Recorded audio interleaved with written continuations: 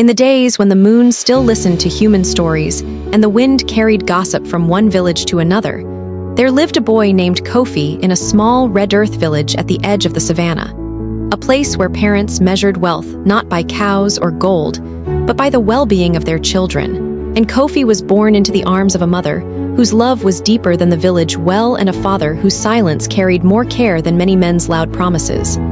Yet from childhood, Kofi believed love must be proven by comfort, not sacrifice. And as the years bent his back and hardened his voice, he began to look at his parents with impatience rather than gratitude, forgetting that the hands that once lifted him were now trembling from years of labor under the same sun that now burned his own skin.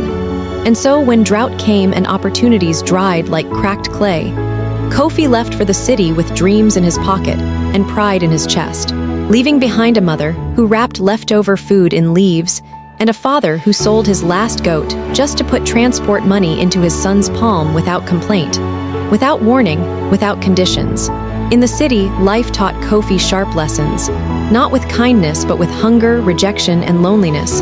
Yet whenever things went well, he forgot the village, forgot the stories his mother told by firelight, forgot the proverb his father repeated softly. The tree does not abandon the root that feeds it. And when things went badly, he blamed everyone except himself, including the parents who prayed for him every dawn and dusk, their knees pressed into hard earth, their hearts whispering his name to God as if it were a sacred chant. Years passed, and pride grew heavier than hunger. And when his parents sent messages asking only to hear his voice, Kofi answered with silence, believing love should understand his absence without explanation. Until one season, sickness visited his mother quietly, stealing her strength like a thief in the night. And his father, now bent like an old walking stick, sold firewood daily to buy herbs and hope, still refusing to burden their son because parental love does not calculate returns, it only gives. Then fate, with its cruel honesty, turned its face toward Kofi, stripping him of work, friends, and dignity, until one night, alone in a rented room with darkness pressing on his chest, he remembered the smell of his mother's soup and the sound of his father's footsteps returning home at dusk. And shame finally spoke louder than pride. So he returned to the village not as a conqueror but as a broken man, rehearsing apologies that stuck in his throat like dry yam, only to find his mother thin but smiling, her eyes lighting up not with questions but relief, and his father standing silently, holding him the way a man holds something precious he almost lost, asking nothing, demanding nothing, because to parents, a child's return is payment enough.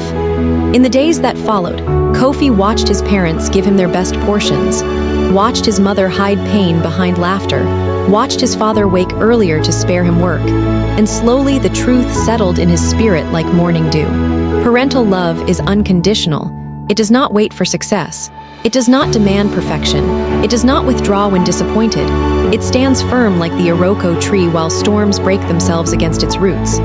When his mother finally passed, the village mourned, and Kofi wept not just for her death, but for every call unanswered, every word unsaid, every sacrifice unnoticed. And his father, holding his son's shaking hands, whispered, "A parent's love is a road that does not end, even when the traveler forgets the way."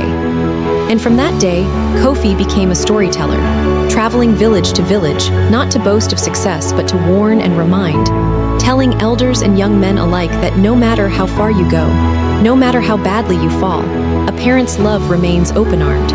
But wisdom is knowing not to test that love with neglect, because one day, the hands that gave without counting may no longer be there to give again. And the greatest wealth a person can honor is not found in the city or the bank, but in the quiet sacrifices of parents whose love asks for nothing yet deserves everything.